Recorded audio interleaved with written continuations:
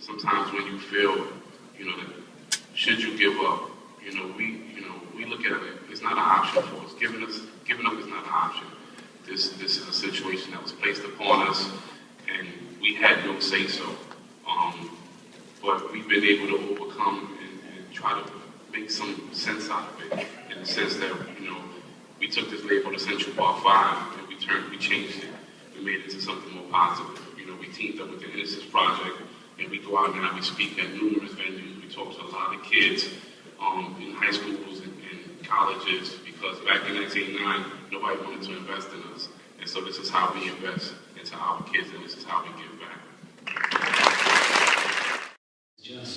They're unbelievably human and unbelievably painful, and while they carry in their wake these larger themes of race and justice and new Jim Crow, we get down to just very elemental human things. We wanted to know two things.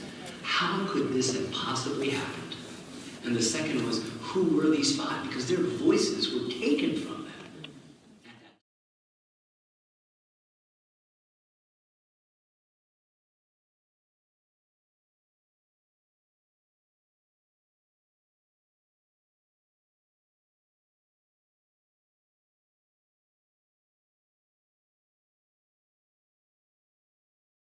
This Nixon's a very private person, a very tortured and lonely person. Many people might know he screened more films as president for his own personal amusement in the White House than any other president, so he loved the art form. And it's sort of, you mentioned all the ironies here.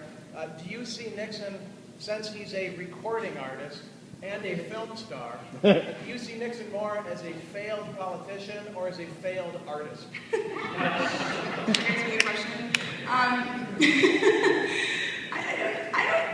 I will say that they did not think of themselves as artists. Haldeman, they didn't make these movies for this reason. It was like this obsession with facts and dates and chronologies and accuracy. Haldeman was, I think he was like Asperger's. I mean, he was like obsessed with details. And every day he would write down every single thing that happened in his diary, and then also make a dictaphone recording of every single thing that happened. It's the most boring thing in the entire world. Like, I've listened to a lot of it. The parts you heard were the best parts. But yeah, they were just all like really obsessed with documentation. And it was because, I think probably every president is obsessed with what their place in history is going to be and who's going to be in charge of writing that history. And they want to be the one in charge of writing the history. They don't want it to be you or me, So they just were really, the tapes were another example of that. Like, Nixon wanted that for his memoirs. He wanted to know what was said in various important meetings so that he could tell the world it wasn't Kissinger, it was me, or whatever else.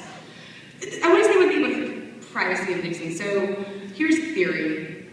The reason that we're still so angry at him has nothing to do with Daniel Ellsberg or the Watergate Hotel. But the fact that he made those tapes and didn't destroy them means that we have to deal with him as a human being, for better and worse, mostly for worse. Those tapes do not make him look good. He's tired sometimes, he's confused sometimes, he doesn't know the difference between a movie and a television show. And, like any other human being, he's petty and banal, and, he's obsessed with his enemies. I mean, I think that if you taped me for 4 years, and then I wouldn't come off well either. You'd be like, God, she's so vindictive. Why doesn't she get over that personal affront faster, or whatever, and he gets tired and drunk and confused. And we don't want the President of the United States to be a person at all. I mean, it's terrifying. It's absolutely terrifying that these are just people. Like, those are people. And the people in the White House today are also just people, I promise. And I think that we really hate him